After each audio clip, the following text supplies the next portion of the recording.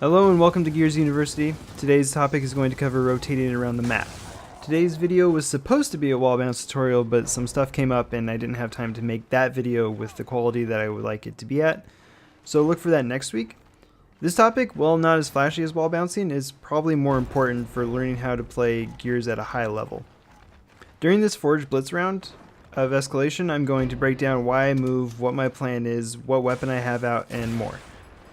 And while this is an escalation match, if you play other game modes, the mindset will be the same, just with different objectives.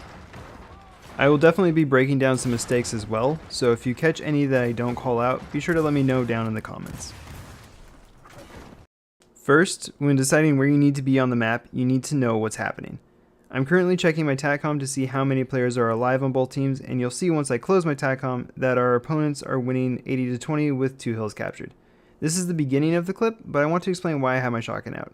Knowing that we didn't have much map control, I needed to be ready to fight in that area if an enemy was there. This is round 6 and respawns are 22 seconds, so with one of our teammates dead, we're definitely feeling the pressure. I'm hanging out in the control room because if there's a push towards our home hill, I'll be ready to cut over and help while also keeping an eye on B in the meantime. I narrowly avoid making a mistake right here. I was definitely going to throw that smoke grenade and try to make a push on the first player I saw. I didn't know enough about the enemy locations to know if the player I saw was alone, and it would have been at best a wasted smoke grenade, or at worst a death with a 22-second respawn. Luckily, my teammate draws fire from the second player, and I can abort the plan. I end up throwing the smoke grenade towards the player on the right to stun him, and then I'm going to push to the left. I'm not necessarily going for a kill here, I'm just trying to take pressure off of my teammate so that he can regain his health and hopefully survive. I see the player on the right move out and begin chasing my teammate. I immediately see that as an opportunity to isolate that player, which turns a 2v2 or 2 separate 1v1s into 2v1 for a short time. There's no time to switch to my Lancer here because I would be shot by the player to my left and the guy that I'm shooting could potentially just escape. I'm going to keep my shotgun out here until I can confirm that nobody is chasing me. Once I'm sure nobody is chasing me, I can switch to my Lancer and be ready to put some damage down if the player who shot me actually does follow. In this case, it's been long enough, and as you can see on my TACCOM, my teammate is now watching that lane. I'm convinced that I don't need to hold this courtyard right now, and can move up into tower.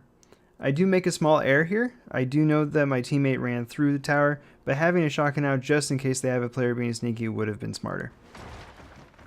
I will almost always have my TACCOM up if I'm running somewhere and I know the area is clear. Doing so allows me to see basically what's happening on the map at all times. My 2 teammates that were at the home mill have been able to advance forward, so I know that this cross from tower could really help them in a fight. I also see that my teammate is aggressively flanking. I'm going to prioritize giving him support fire since he's in the most immediate danger, having just ran from the enemy side of the map. I hear footsteps, so I give a look over to the left, use the TACCOM to see that it was a teammate, and then look back over the rest of the map. Over the course of just a few seconds, we have managed to secure 3 kills. We're now capping the B hill and we have 20 seconds before the last 2 deaths respawn. While I don't have an exact timer on the first death, I'm estimating that he is halfway back off spawn. It's important to not get overzealous after getting these kills, but when you're down by as many points as we are, it's important to act fast when you get them. As you can see, we let a player sneak in behind our lines and start breaking our home hill. And then our player who hit that flank continued to play a little too aggressively and lost a 1v1.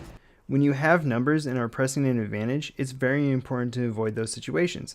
As you saw with how he came back into the round, every kill was on a player that was basically alone.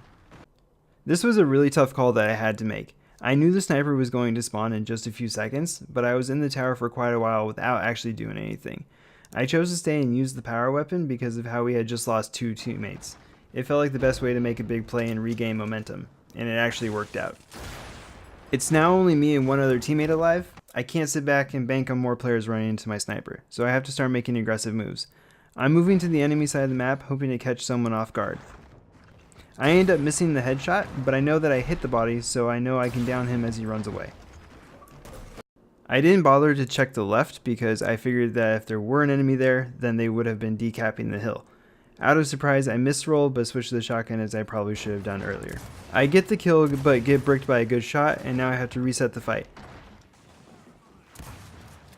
After I reset, I see my teammate coming in and I recognize the 2v1 situation and begin pushing.